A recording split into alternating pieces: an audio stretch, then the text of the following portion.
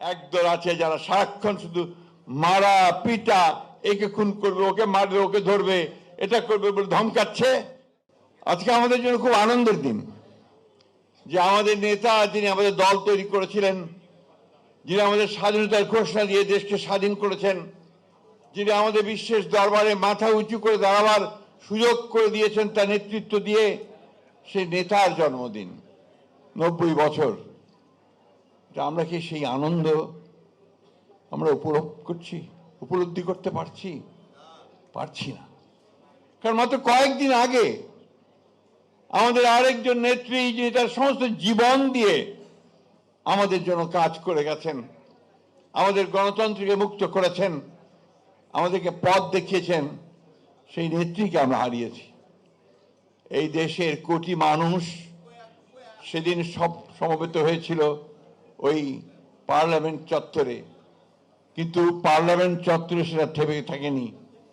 একজন বলেছিলেন খুব সুন্দর করে যে আজকে একটা কফিনের পেছনে সমগ্র বাংলাদেশ। ভাই প্লিজ, আমি জানি আপনার কাজটা খুব জরুরি, কিন্তু আমার বলাটাও জরুরি। তো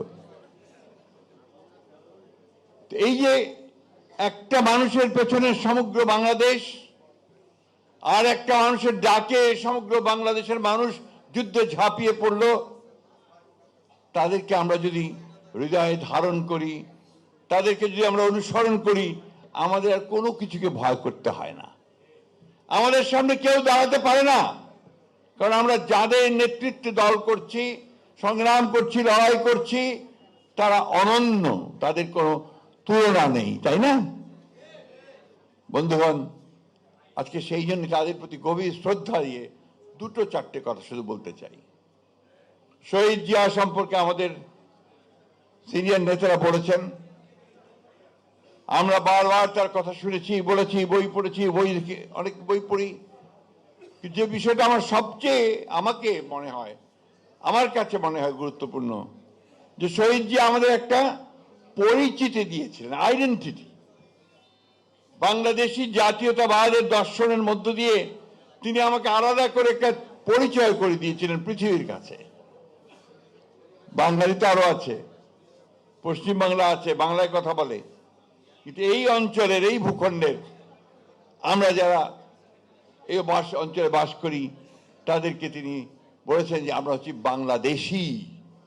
এই পরিচয়টা তিনি আমাদের দিয়েছেন। আর কি দিয়েছেন?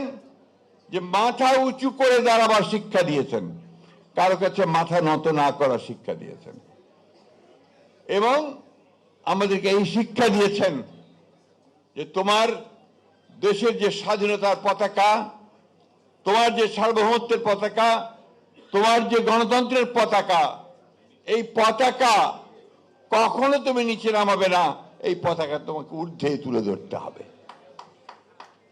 আমরা তাই করার চেষ্টা করেছি। যখন তিনি চলে গেছেন, তাকে যখন নির্মমভাবে বাংলাদেশের শত্রুরা হত্যা করেছিল, সবাই ভেবেছিল বোধহয় সেই পতাকা শেষ হয়ে গেল, সবাই ভেবেছিল যে বিএনপি শেষ হয়ে গেল, কিন্তু আমাদের নেত্রী, সেই গৃহবধূ, তিনি বাইরে বেরিয়ে এসে সেই পতাকা আবার উপরে তুলে ধরলেন।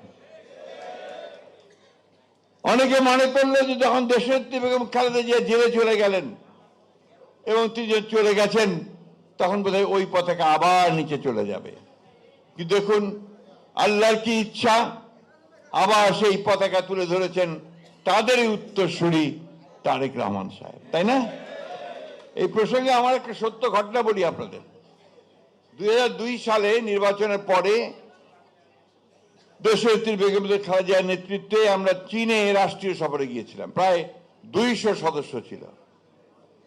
তো সেই রাষ্ট্রীয় সফরে আপনারা জানেন, রাষ্ট্রীয় সফরে গেলে যারা যান, বিশেষ করে প্রধানমন্ত্রী হলে তাকে সেই দেশের সেনাবাহিনী, সশস্ত্র বাহিনী স্যালুট দেয়, গার্ড অফ অনার যেটাকে বলে। তো সেটা এত শীত ছিল, এত বরফ পড়ছিল যে বাইরে কোথাও দেওয়া যাচ্ছিল না। তো চীনের একটা বিশাল হল আছে, ওই হলটাকে বলে গ্রেট হল, বিশাল। এটার অত বড় হল কোথাও আছে কিনা আমার জানা নাই। সেই হলের মধ্যে গার্ড অফ অনার দেওয়ার সিদ্ধান্ত হলো, এবং আমরা সেই শীতের মধ্যেই কাঁপতে কাঁপতে সেই হলে গিয়ে পৌঁছালাম। গার্ড অফ অনার ম্যাডামকে দেওয়া হলো, তারপরে প্রধানমন্ত্রী রেওয়াজ অনুযায়ী আমাদের নেত্রী প্রধানমন্ত্রী চীনের প্রধানমন্ত্রীকে নিয়ে আমরা যারা গিয়েছিলাম সফর সঙ্গী তাদের সঙ্গে হাত মেলাতে মেলাতে পরিচয় করিয়ে দিচ্ছেন, হাত মিলিয়ে যাচ্ছেন। আমার পরেই ছিল আমানুল্লাহ আমান দাঁড়ানো, তারপরেই আমাদের নেতা তারেক রহমান সাহেব দাঁড়ানো। তো তিনি পরিচয় করে দিতে গিয়ে যখন তারেক রহমানের সামনে গেলেন, তিনি পরিচয় দিলেন, হি ইজ মাই সান, সে আমার ছেলে। উত্তরে চীনের প্রধানমন্ত্রী বললেন, তার হাতটা তারেক রহমান সাহেব হাতটা শক্ত করে ধরে বললেন, carry the flag of your father and mother, তোমার পিতা এবং মাতার পতাকায় তুমি ঊর্ধ্বে তুলে ধরো। আল্লাহর কি বিধান দেখেন, আল্লাহর কি ইচ্ছা দেখেন, আজকে আবার সেই তারই হাতে এই পতাকা চলে এসেছে। বন্ধুগণ, আজকের দিন এই কথা বারবার মনে পড়ছে।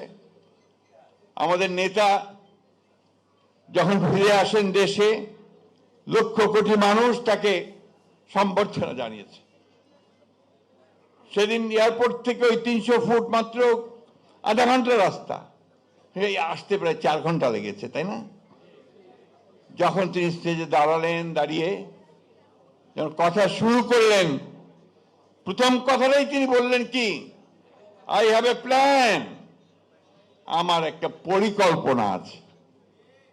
অর্থাৎ তিনি এই দেশের মানুষের জন্য কাজ করতে চান, তাদের আর্থিক অবস্থার পরিবর্তন করতে চান, গণতন্ত্রকে প্রাতিষ্ঠানিক রূপ দিতে চান, তিনি এই দেশে শান্তির সৌহার্দ্যের একটা সংস্কৃতি তৈরি করতে চান। বন্ধুগণ, এখানেই পার্থক্য।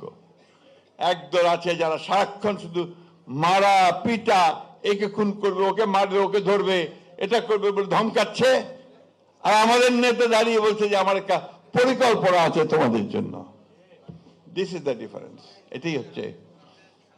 আপনাদের নিশ্চয়ই মনে আছে এই কথা, সেদিন আমাদের নেত্রীর শোক সভাতে, নারী শোক সভাতে, রাজনীতি করেন না এমন অনেকেই বলেছেন যে যখন 5ই আগস্ট হাসিনা পালিয়ে গেল, তখন সমগ্র জাতি তো মুক্তি পেল। সবাই ভাবলো এবার একটা বড় রক্তাক্ত কাণ্ড হবে। যারা এই 15 বছর ধরে হত্যা, নির্যাতন, নিপীড়ন করেছে, এইবার মানুষ তাদের উপরে ঝাঁপিয়ে পড়বে, একটা রক্তপাত হবে। আমাদের নেত্রী তখন এভারকেয়ার হসপিটালের রোগশয্যায়, আমরা গিয়ে তাকে বললাম, নেত্রী আপনার একটা বাণী দরকার মানুষকে ঠান্ডা রাখার জন্য। ওই অবস্থায় তিনি 4-5টা লাইন বলেছিলেন। তার মধ্যে প্রথমেই বলেছিলেন, প্রতিহিংসা নয়, প্রতিশোধ নয়, ভালোবাসার মধ্য দিয়ে আসুন আমরা নতুন করে বাংলাদেশ তৈরি করি। এটাই পার্থক্য বিএনপির সঙ্গে অন্যান্য দলগুলোর, এটাই পার্থক্য বিএনপির নেতাদের সঙ্গে অন্যান্য নেতাদের।